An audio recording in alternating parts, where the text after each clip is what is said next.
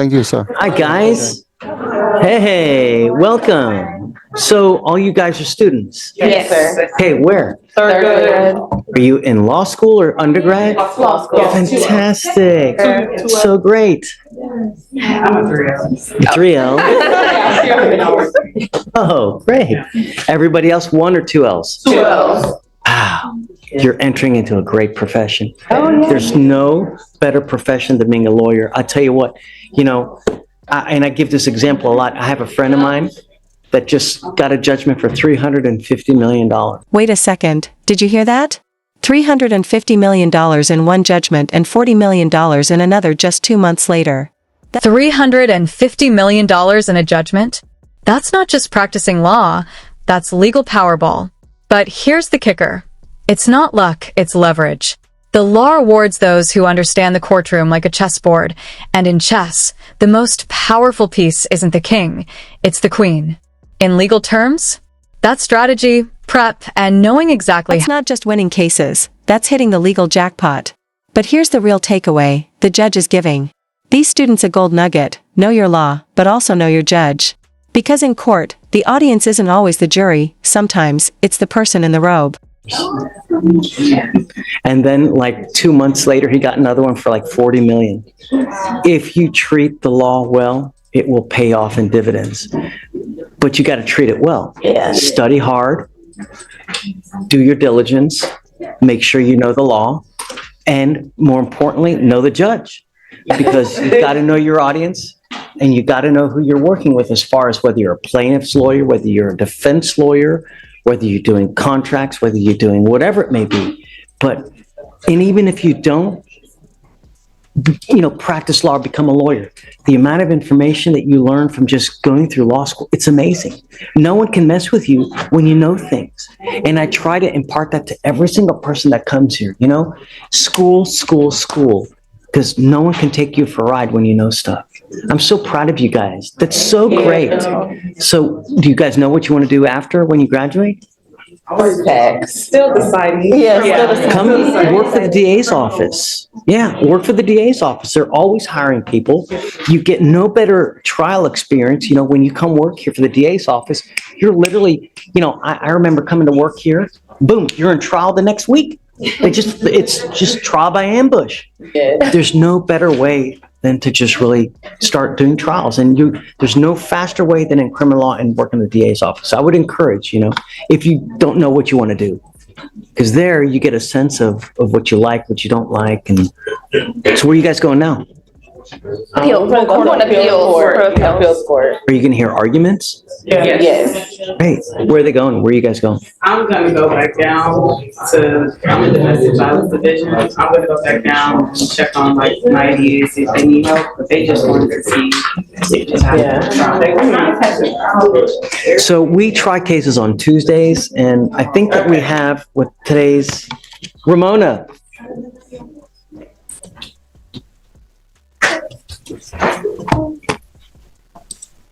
I think we may have a trial. Do we know if we have a trial next week? I can check. We have trials. We try what I would say Tuesdays when we do voir dire, and then Wednesdays when we start testimony. Okay. You can always reach out to Victoria, our coordinator, and she can tell you whether we're in trial. The justice system is pulling back the curtain. Live Zoom trials and YouTube streams? That's not just transparency. That's 21st century civic education. Think about it. How often do you get to watch justice unfold in real time, like an unscripted legal drama where everything... Trial or not, and if we are, and I also Zoom. So you can always catch everything through Zoom, so you don't even have to come here. Just hop on Zoom, and we YouTube as well, so that everybody in the entire world gets to see what we do. Because I think it's just, education is just the best thing, and we try to educate everyone, and we do that by putting everything online so that everybody can see what we do every day. Everything's transparent, and it's no better way to educate, You guys, thanks for coming. Thank you so much. 6 trials set next week, so if you want to come, really good. you can come watch, or you can watch online. Okay. Either way, at your leisure. Thank you so much. Thank you so much. Guys, I'm so proud of you. Great job. Thanks for letting us watch. Fantastic. Have a good day. Anytime. Judge, I'm approaching on a Tammy Johnson case. She is in custody at the moment.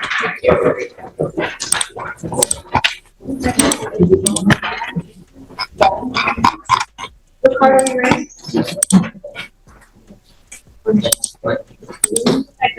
Did you get that, Judge? Tammy Johnson? Yes. So her bond is set currently at $1,001. She doesn't have any ability to make bond from kind of going through the procedural background of the case. It sounds like she'd gotten a GLB bond originally about a year ago. Wow, she's been gone that long. Well, did not come to a setting and have a chance to meet you, Judge. And so, because had she have gotten an admonishment from you, she'd have certainly attended. Good try. Can you bring up Ms. Johnson, please? She does not have any criminal history, and this is kind of a neat of you. I've chatted with them briefly about it, but the allegation is that the police found her asleep in a parked vehicle at a gas station, and with the car in park, but they say armed. I've done the research. We had this issue not a week ago, and I'm telling you. Well, it's sufficient from a legal sufficiency standpoint. It can stand, but what do jurors think? I combed through like 20 cases. Give me a second. Stephen. Hey, hi, Stephen. Hey, I'm in the middle of talking. Give me maybe like 2 minutes. I'll call you right back, huh? No, it's okay. I'm super excited to talk to you. Give me 10, huh? Okay, bye.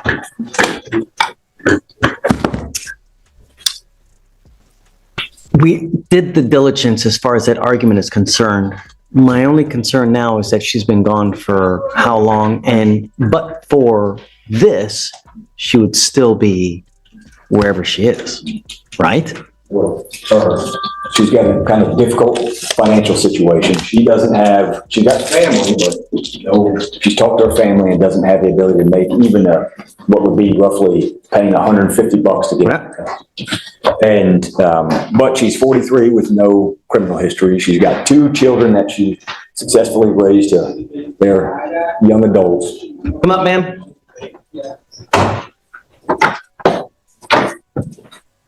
You were Tammy Johnson.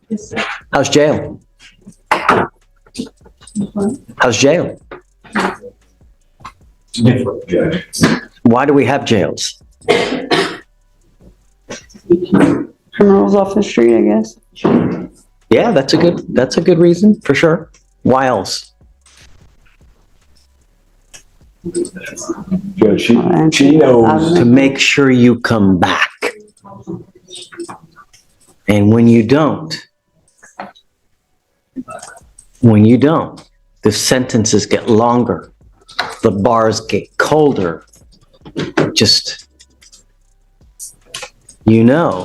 that when you fail to appear, your bond's at $1,000 right now. So all that needs is $100 and you're out, $125, you're out. You now know that you have no one to pony up that kind of money, no one to pony up that kind of money to get you out. Mr. Garris is asking me to let you out. The only reason you're here now is because you got busted. Otherwise, you'd still be out who knows where. Why would we let you out? You tell me. Judge, she wants to move forward and deal appropriately with the case, and the state has given me quite a bit in the way of discovery to review, and as with any type of blood case, there's probably going to be more that we venture out to seek, but it'd be obviously sometime, we talked about it, the idea that these can take 6 months, 7 months. This is the turning point. Tammy Johnson isn't a career criminal. She's a single mother who slipped through the cracks. But let's be real. Skipping court isn't a minor oops. In the courtroom, accountability is currency. The judge isn't just weighing bond. He's measuring risk, remorse, and real-world impact. What would you to even get ready to see if it's a viable case for trial? Therein lies the problem where, ma'am, you sit now in custody until the case is either pled, you're in trial, or somehow gets disposed of. That could take 6 months. Where have you been? I'm trying to get my life together. Judge, she's worked for a long time as a waitress and is living, Yeah. and she's living kind of difficult situation at the moment. So it's experienced bouts of homelessness but now has a more stable situation. She has the ability to get. Okay, pause. The judge is walking a tightrope here. On one hand, Tammy Johnson has no criminal history and a tough life story. On the other, she skipped court and could be a flight risk. This is the moment where compassion meets public safety. So, what do you think? Should someone get a second chance when their first mistake was not showing up? To court, and we'll be here. That's the representation we're making to the court, and I think we can do short resets if you'd like. You know, Mr. Garris, I never want to leave someone in custody, but one of my primary concerns also is not putting someone out on the street. And I'm telling you now, I'm willing to give you another chance, That's but I'm not gonna put you out on the street if you ain't got nowhere else to go. She does now. I She's do. living in she has a motel that she's living in now. It's kind of temporary housing. yes, it's permanent. It's been for a I while. don't believe that for a second. Who do you have in your life that's willing to take you in? I've got that information. Before I had no one, but now I do. But he just doesn't financially have the ability to. The only thing that's changed between now and then is you got arrested. Ms. Johnson, the last thing I want is you to be put on the street where you look like you're going to start using again, because I don't want you to use. If I were to drug test you now, what are you going to test positive for? Any discussion about that? Here's the drug. I'm going to drug test you like crazy. And if I find that you're using, then I'm going to keep you. And I'm not going to play this game. You can't even look at me in the eye. Drugs aren't a problem. Don't. Okay. At this point, Judge, I'm going to admonish my. It's okay. That's all right. So- Where do you have to go? Judge, let me answer all the questions. She lives in a motel, stable situation, can make her way back to court. And you can do short resets and we'll be here. And that's the understanding that we've talked about, and I think would be appropriate at this time would be to give her a chance to come in, and obviously we'll comport with all the requirements that this court installs. And if we have to do testing, we'll do that. And Let me make something perfectly clear to you, Ms. Johnson. I don't like it when people plead guilty just to plead guilty to get out. I'm not down with that. And we're not going to play that game here. So if I let you out, I expect several things from you. Number one, that you're not going to endanger my public. That's the first and foremost. Number two, that you're not using alcohol and or illegal drugs. And I'm telling you, I'm going to test you like crazy. If you can't stop on your own, then we will do it my way. And I promise you're not going to like the way that I do it. Do you understand? Sure. Number three, if you don't have a license and liability insurance, you are not allowed to drive. Do you have a Texas driver license? Then you will be signing with me today an affidavit. This is a promise you're making to me that you're not going to drive. And I don't care if Jesus needs a ride to church, you get into a car and drive. I can have a contempt hearing and you'll be facing 6 months every time you drive. Do you understand? Do you want me to give you a PR bond? Can you stop using? Yes, sir. I'm going to let you out and I'm going to have you come back here on Tuesday. And I want you to come back and take a test on me on Tuesday. And I want to know for sure. You got to understand. You've played Monopoly, right? What do you get in Monopoly to get out of jail? What do you get? You get a get out of jail free card, right? This is the only one you're going to get. You're not going to get another one. Do you understand? So I will let you out now, but I expect you to comport and comply with conditions. And that's it. I'm not asking for much. I'm just asking you to be sober and come back to court and stay in touch with counsel. That's all. thank you, Judge. Of course. Now, we will set her for Tuesday. She got to come back here Tuesday. Yes. You don't come back, a warrant will issue, and we're going to just play the 6-month waiting game while you're there. Because I'm telling you, I don't accept pleas just to get out of jail. All right. Thank you, Judge. Thank you. All right, thank you. Thank you. She can't go yet, though. We need her to sign conditions with, yeah. Mr. Gamble, Mr. Payton. Gentlemen, both of you are charged with cases in here. Both of you are charged with unlawful carrying of a weapon. You are facing up to a year in jail and or a $4,000 fine. We are going to do probable cause. You have the right to remain silent. Anything you say can or will be used against you. You know, looking at your information, I see that Mr. Payton, both of you guys, and Mr. Gamble are also charged with aggravated robbery with a deadly weapon. However, your felony bond was $10,000 and yours was $70,000. I don't understand why. We will soon find out. You have the right to remain silent. Anything you say can or will be used against you. You have the right to have an attorney present. If you cannot afford one, one will be appointed to you.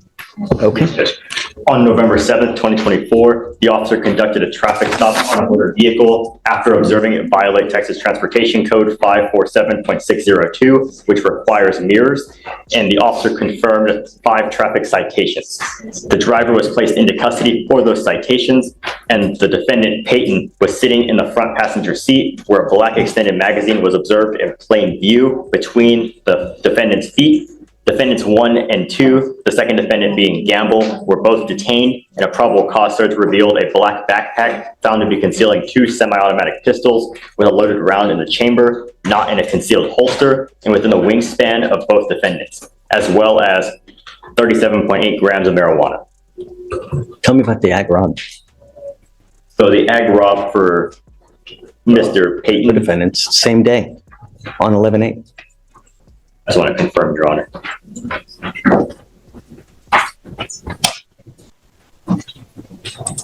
It looks like the ag robs are different days. For Payton, it's July 27th, and then for Mr. Gamble, it's August 26th. So they're 2. This robbery wasn't some Ocean's 11 level heist. It was blunt, terrifying, and up close. No masks, no mystery, just a door buzz and a gun to the neck. You can almost feel the betrayal from the store owner who let the guy in. And the kicker? Surveillance footage doesn't lie. This is why prosecutors love video. It turns allegedly Separate incidents for aggravated robbery.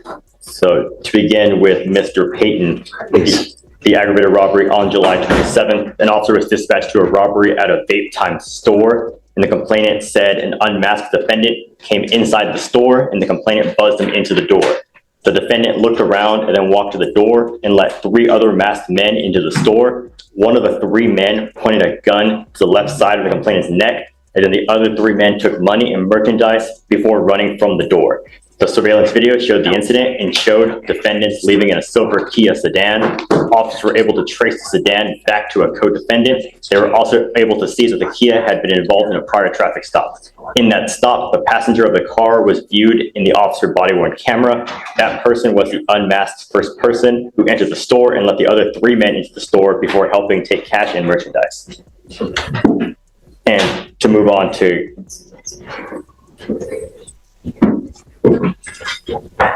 yes. There were multiple, I think it was this defendant, Mr. Gamble, was one of 5 suspects robbing vape stores. And there are multiple incidents of the robbery. So we can certainly read PC Judge, it's just very long, but we're happy to read it. Is it the same MO where it's in, I mean, are we talking about just like an enterprise type situation? Like an engaging and organized? This is more than just a bond hearing, it's a real-life fork in the road. At 17, facing aggravated robbery charges, the judge is literally telling him, choose now or lose decades of your life. And here's the legal insight: bond conditions.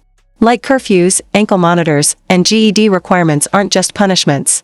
They're leverage and sometimes a lifeline. Okay. Yes, and so I'm just, I get, my question is, I want to know how dangerous these guys are, and obviously we've got ag robs on both of them, perhaps even multiple stops of ag robs. So Mr. Payton, I'm going to find that there's probable cause to go forward with the case. I'm now putting an ankle monitor on you, and I want to know where you are at all times, and I'm giving you a curfew of 7 p.m. to 7 a.m. I don't want you out in the middle of the night, and I'm barring you from going to any, just got to be careful in this life, man. You got but one. You end up with the wrong person. You hang with dogs to get those fleas. You're going to end up with a 40-year sentence back there. And I'm going to tell you now, living in a 6x9 for 40 years is no way to live life. You know what I mean? It's not.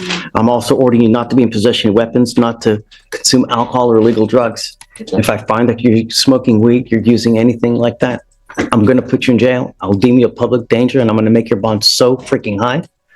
Do you understand me? Yes, sir. How old are you? 17. What do you do for a living? I'm employed right now. Why? I'm trying to get my. I'm now making that a condition of your bond as well. You and I are going to be so close, it's going to be ridiculous. I am making it a condition of your bond that you get your GED, and I'm going to bring you back in 2 weeks to see what you have done to get your GED. You need to start working on it. We have enough people in custody as it is, and what you do now will affect you for the next 40 years of your life. You start acting like a knucklehead out there, you're either going to be dead or with a 50-year sentence, and that's not a way to go through life. Do you understand? I will appoint your lawyer today.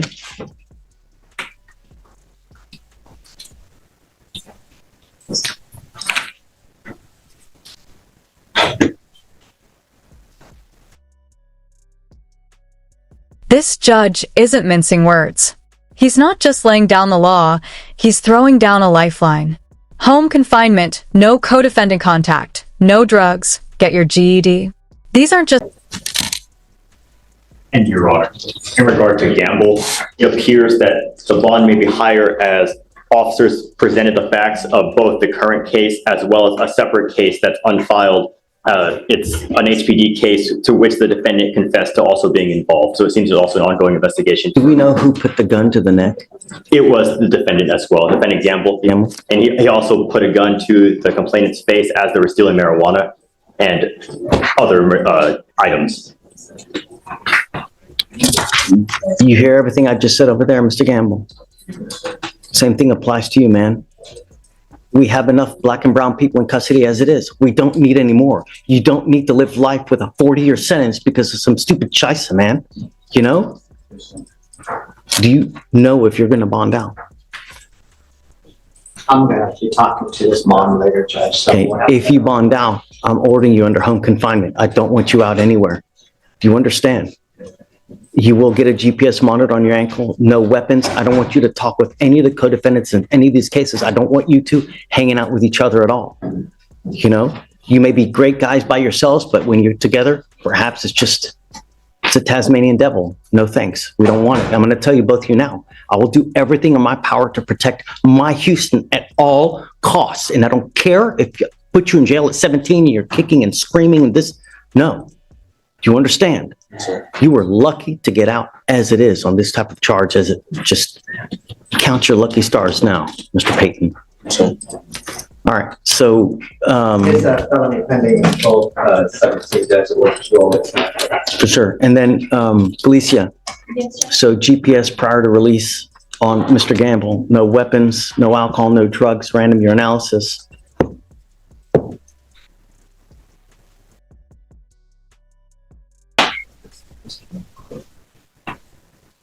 Did you graduate from high school? Yes, he did. You did? Okay. All right, John, so I guess we'll stay in touch with Mr. Gamble. All right, Mr. Gamble, good luck. Well, just keep us in the loop about what goes on. Mr. Payton, I'm keeping you ever so close. I'm not letting you go far. Do you understand? Okay. I need him to fill out an application. Do you mind giving him an application? I'm going to give you an application.